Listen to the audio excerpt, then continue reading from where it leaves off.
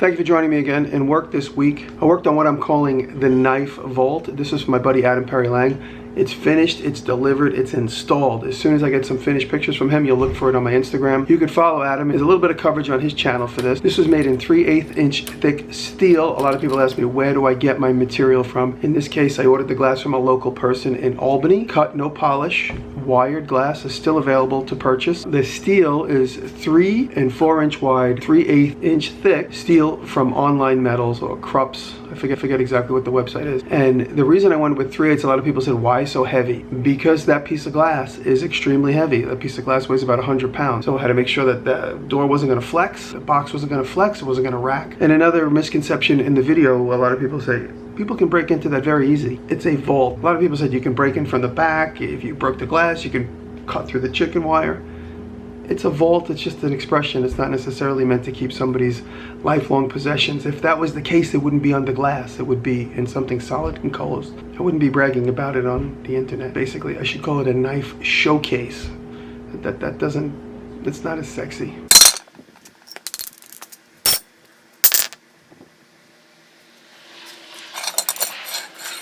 In flea market news, I got this old vise for 40 bucks. It is frozen, it doesn't open, it didn't open at all. I'm gonna do a full video on the restoration of this vise. I have some interesting ideas for the stand. I'm gonna kind of incorporate a little anvil in the back of it. It didn't have its leaf spring, it didn't have its clasp to hold it to a bench, so I'm gonna mock all that up. Look forward to this. This is gonna probably be out when I get back from Birmingham. Got a lot of practice this week with my aluminum TIG welding. What I learned from my friends at Lincoln Electric, I put into practice here on this toolbox.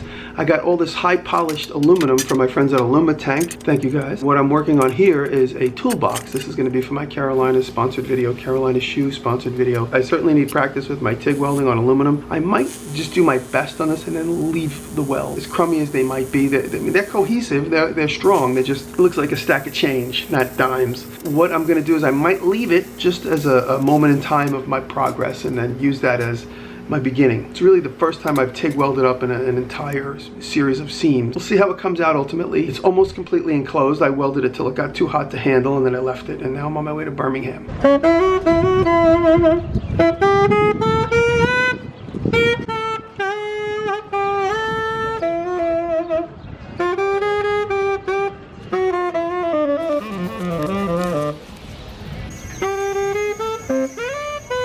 In building news, the windows are in. They're being installed today, and my friend David Paraguay is putting the windows in. I'll link his Instagram below so you can follow along. My buddy Patrick is doing the electric. Patrick was featured on the World Trade Center video a couple months ago when we went to visit. He is the World Trade Center electrician, and he is helping me install the overhead light. Main power to the building is getting settled when I get back. We have a supplier who's going to give us a bunch of wire. I'm going to talk more about that once the deal is locked down, so things are definitely moving forward.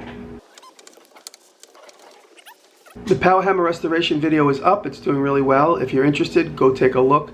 I used it as my collections video for 1.2 million, and the reason I did that is because I see this as my very first piece in a collection. So to show you where a collection to get started, where an obsession begins.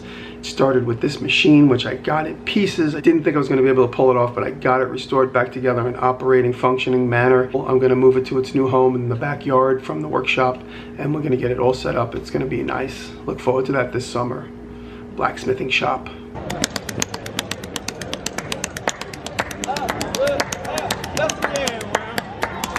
So I went to the New Orleans Mini Maker Faire. Guys, thank you for having me. Kevin and Cameron, guys, you were very good hosts. I really appreciate it. I videotaped my lecture, but it didn't sound good, so it was pointless to even publish here. A lot of new friends, a lot of old friends. So guys, thank you for the love and support. But I wanted to highlight this man, David Montana. He is in a long line of Mardi Gras Indians that are upholding a tradition of making these incredible costumes and celebrating at the Mardi Gras and various other times throughout the year in New Orleans. So take a look at his story, Google him, you'll find some real interesting material on him, and he's a wonderful guy. He was super nice, and I like the way he sings. I've been ahead, you ain't popped away. My big keys gotta go and grab. All the all that time will come your way. My big keys gotta go and grab. One ball, nobody with a feather in their head. My big keys gotta go and grab. My spy running wild and shoot you. My big keys gotta go and grab. I remember. That's you? That's me there. Oh, wow. And did you make that suit? Oh yeah, all the suits are made by me. When all the suits I wear are made by me. Beautiful. Yeah, we are the indigenous people straight from the Treme, and that is the truth. That's where I'm born and raised, on Claiborne and Orleans. And I mean, if you want to see a Mardi Gras Indian in the 40s and the 50s, go to Claiborne Avenue and Basin Street, and I guarantee you're gonna see Mardi Gras all over again, right there. That's where I come up at. I'm one of the children of the Treme. Trombone Shorty and James Andrews, I put diapers on them when they was little baby boy. I knew their mother, Lois. And they were, you never knew these kids was gonna be famous. That's why you got to save the youth and grow and teach them and let them go and be who they could be in this world. We need this in America. I'd make a little money doing things here and there to build the suits, because that's what it's gonna take. But it's such a unique craftsmanship. Any other city? Montana, Cuba and Jamaica. They're all mixed up. It's hard to really trace that DNA. The storm in the brewing. The name was Katrina. From the looks of this girl who looked so much meaner than any storm I had ever seen. Some people left early from miles around. Some people stood steady and hung around. Some people cried and some people moaned. When the wind blew hard, it shook the Superdome. But in spite of it all, God shed some light. Looking up in the skies, I saw helicopters fly. I knew in my heart that I would be all right. Now I traveled through water that started to rise, with a bag on my back and some tears in my eyes. I started thinking about my loved ones and wondering if everyone was all right. While looking around at this ugly sight, I knew in my heart this would be a hell of a fight. But in this journey, I had a change of heart. To see people struggling, that couldn't be bought with words in my mouth that fumbled with my thoughts. I carried a pair of rosaries around my neck. I took them off and I started to pray. I knew right then it would be a better day. I met so many people from all around whom I thought didn't care. But I was wrong. People cared everywhere about the storm. I came to a little town in Texarkana, Texas, where I met so many people who cared about us all types of people, white, black, big and small. They opened their hearts and caressed with their arms, with tears in their eyes, like if New Orleans was their home. I thanked them all for being concerned, because I knew this was a lesson to be learned. So don't judge a book by its cover anywhere, even if the cover on the book is torn or bare. So God bless all you people that I didn't know, that held out your hands and hearts. So thank you. Thank you. Thank you again. God bless everyone who held out their hands. Thank you again from a change of heart man, Asante. Thank you. Thank you. Thank you for listening. I was about 12 years old. And let me get my...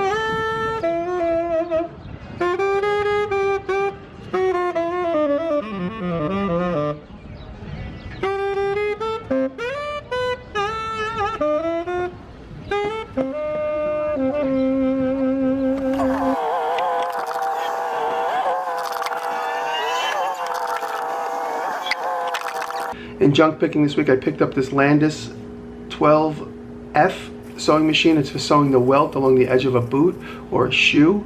These machines are usually a couple $1,000s. I got this for 200 bucks. It's been sitting for 30, 40 years unused, and I just soaked it with oil. I freed it up. I got it working. If you followed along on Instagram, you got to see that.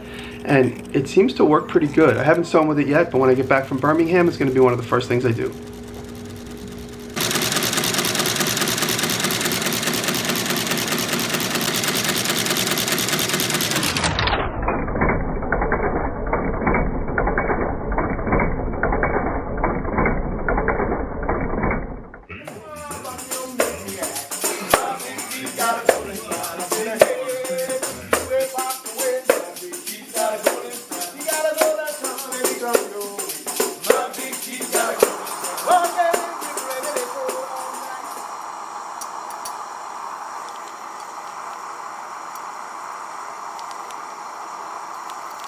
I got a new tooling mark made this week from Buckeye Engraving. Follow them on Instagram. These guys do incredible work. Big shout out to them. This stamp works in cold or hot. I was able to stamp brass and bronze with it cold and this steel hot, and so from now on all my little handmade tools are going to have this tooling mark on them. Go buy a tooling stamp. They're very affordable and they're great to work with. These guys are super nice.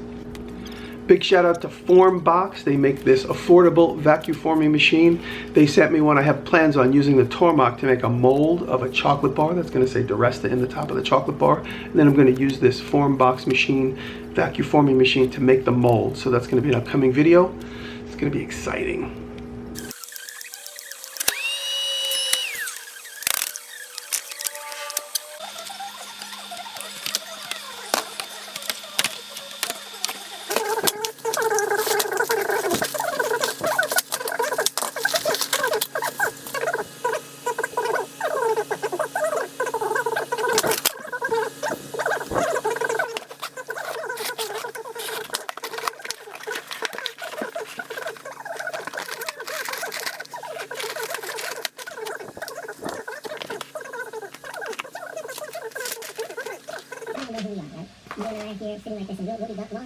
Thank you, Johnny Best, and thank you, Matt Yates. Matt's friends own this animal cookie company. Go check them out. Thank you for the love and support, guys. Appreciate it.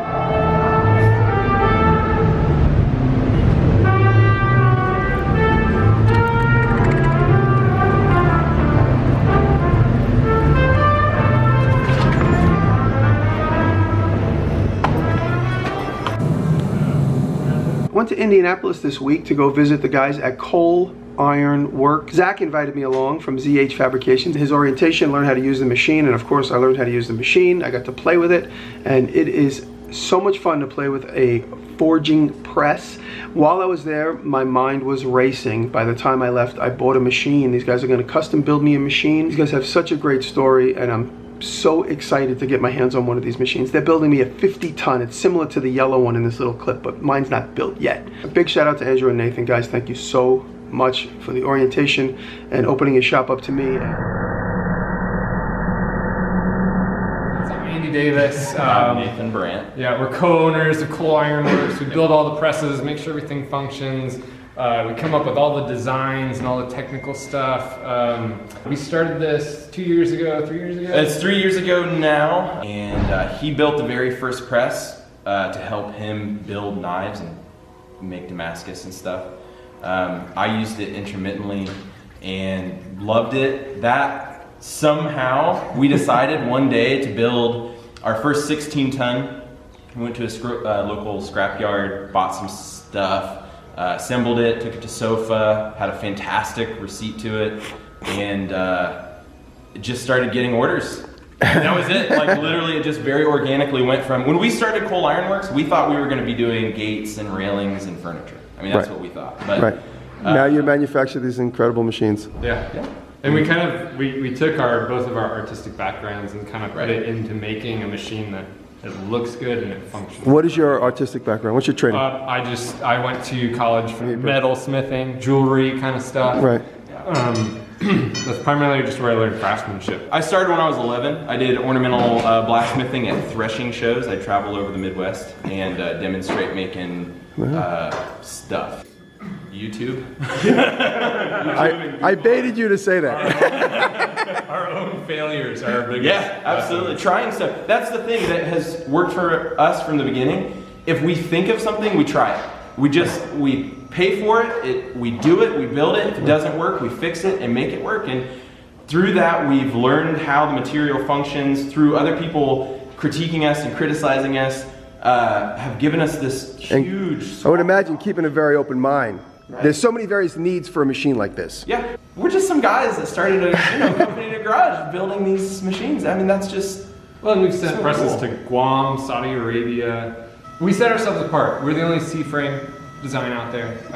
And then we also, everything that we do, we want it to look good, we want it to function exceptionally well, and we are great at customer service, and that's something that we hear back from all of our customers is we're very approachable as a business, and we really genuinely care about our customers. Well, after having our last 1 year expectations totally blown out of the water, we have no idea where we're going, but we're going to just race after it as fast as we can. We really like pursuing the industrial markets, but also just creating presses for other craftsmen, leather workers, jewelers, stamping operations, all sorts of stuff. We've got a lot of ideas floating around. We just need the time and the customer to make it for.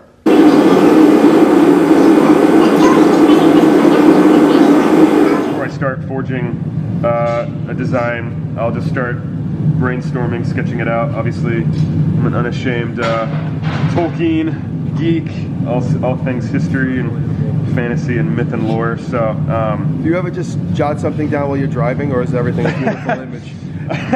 no, I do some scribbles here and there. How much for your notebook? The guys at Coal Iron invited some friends to come hang out with us and teach us some blacksmithing techniques. David Delagardelle was there, and he is a swordsmith, a genuine swordsmith. Been at it for a long time, and he showed us some techniques. He started showing us how they twist and combine Damascus to make like that. Beautiful work by him. He showed us some techniques. He wasn't able to finish by the time we left, but go check out his Instagram. It'll be listed below. I'm David Delagardelle. Yeah, I'm a swordsmith full-time. Got my start in the craft with my brother Andy Davis here. We've been friends since we were like 6 or 7 or whatnot. Bladesmithing was just a hobby throughout high school. Neither of us had an intention of doing it full-time, but when we got contacted into That's all you do now, right? That's my full-time job, yeah, making custom swords for people around the world and whatnot, so right I love on. it. It's a lot of fun. But the pommel was found alone, you know, it wasn't attached to a sword, and so I love finding artifacts like this. Yeah, and then just guessing, looking at other artifacts. Is this the through? It is, yeah. So that's one method. A slightly more historical method might have been having 2 rivets to kind of peen on the lower end of the guard. But the difference here is I made my blade out of steel, obviously pattern welded steel that I forged at Andy's old shop on his power hammer. And then I think that's Paduk wood with some deer antler from a buddy of mine who does some hunting in our area. I like causing myself pain and suffering instead of doing things the easy way. I like taking the long route, so instead of casting these, I did stock removal and then I carved these with a Dremel because I like pain. I don't know. I like making my job difficult when it could be a lot easier. One that they did use? Yeah. So we made 5 total. This one we kept for ourselves. The other 4 were sent off for use by Idris Elba. 2 were solid. Which movies? So the first Thor movie that came out. So yeah, the Thor 2 and the new Thor, we did not make that sword, but they did a great job, kind of like replicating it. Yeah.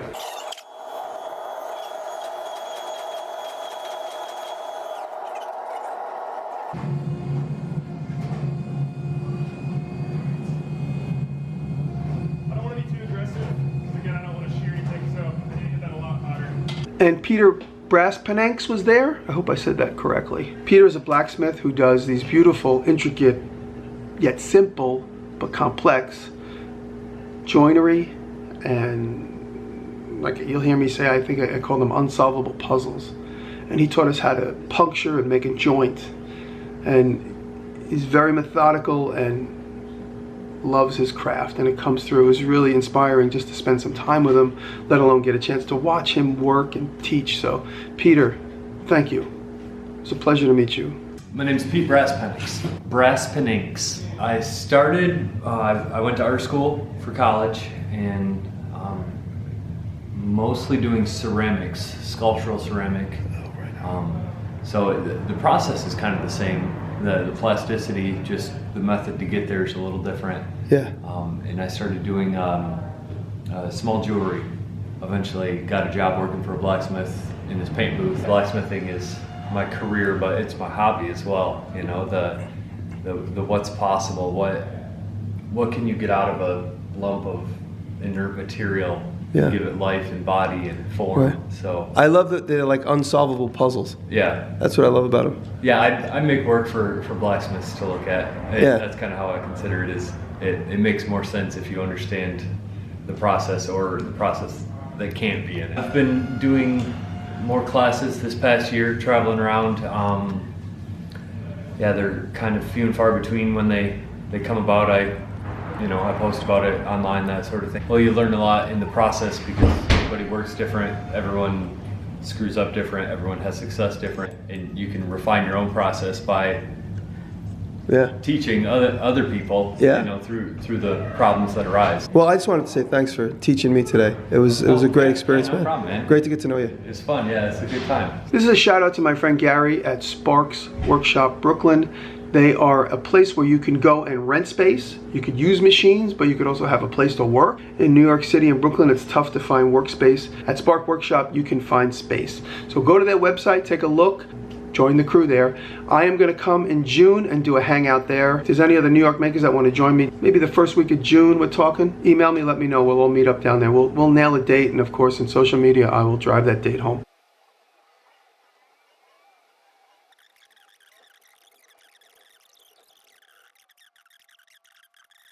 So that's it. I am off right now. I am going to Maker Central. I hope to meet all of you there, everybody that's watching. I am so excited to get over to England and hang out at Maker Central. So if you're on the fence and you live nearby, or you can get there by tomorrow night, come hang out this weekend. There's going to be 1 million people there. Everybody is going to be there. Anybody that's anybody seems to be making the trip. So I'm super excited to meet my friends in Europe and a lot of the Americans that are going as well. Thank you all very much.